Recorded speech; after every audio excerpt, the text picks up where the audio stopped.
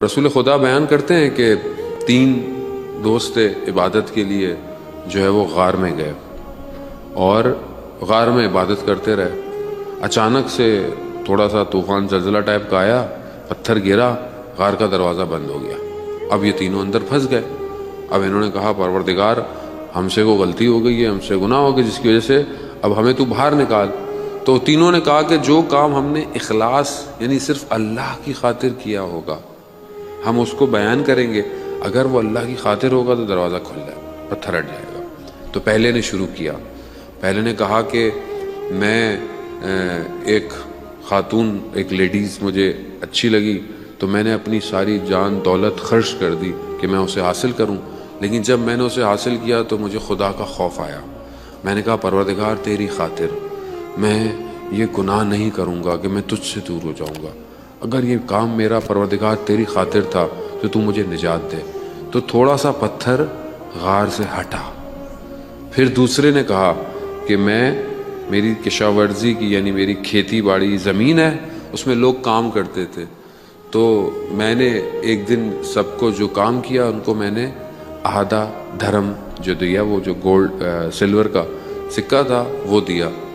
ایک شخص نے کہا کہ میں نے زیادہ کام کیا ہے، میرا جو اجر ہونا چاہیے وہ پورا سکہ ہونا، تو میں نے اسے فی الحال نہیں دیا یا اس کو دینے لگا تو وہ چھوڑ کے چلا گیا، ناراض ہو کے چلا گیا۔ پھر میں نے اس ایک دھرم کو اپنے کاموں میں لگایا اور اس سے میں نے اور کام کیے اور چیزیں کی۔ ایک دن وہ شخص میرے پاس اپنا وہی سکہ واپس لینے آیا، تو میں نے جب حساب لگایا تو 18,000 دھرم بن چکے تھے اس ایک دھرم سے۔ میں نے سارے وہ 18,000 دھرم اس کو دیے، پروردگار یہ سب میں نے تیری خاطر کیا۔ تو کہا پتھر تھوڑا سا اور ہٹا، تھوڑی سی روشنی آئی مگر ہم باہر نہیں نکل سکتے تھے۔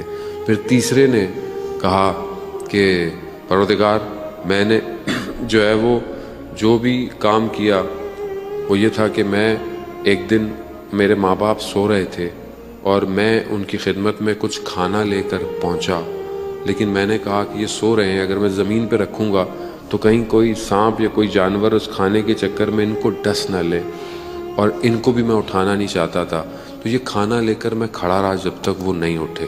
پروردگار میں نے یہ کام خالص تیری خاطر کیا تھا۔ کہا کہ پتھر جو ہے وہ اپنی جگہ سے ہٹ گیا۔ رسول خدا فرماتے ہیں کہ یہ تینوں اپنے کردار کے سچے انسان تھے۔ عزیزان محترم، ہم اپنی زندگی میں کہاں پر اخلاص رکھتے ہیں؟ کسی کو کھانا کھلائیں، کوئی بھی اپنی طرف سے کوئی بھی کام کریں، کیا یہ کام ہمارا اللہ کی خاطر ہے یا نہیں ہے؟ تو ہمیں بھی زندگی میں بعض اوقات خدا امتحان سے گزارتا ہے، خدا چیک کرتا ہے کہ یہ خالص ہیں یا نہیں ہے، یہ میرے لیے کر رہے ہیں یا کسی اور کے لیے کر رہے ہیں۔ یہیں سے زندگی میں انسان کے پتہ چلتا ہے کہ انسان کیا کر رہا ہے۔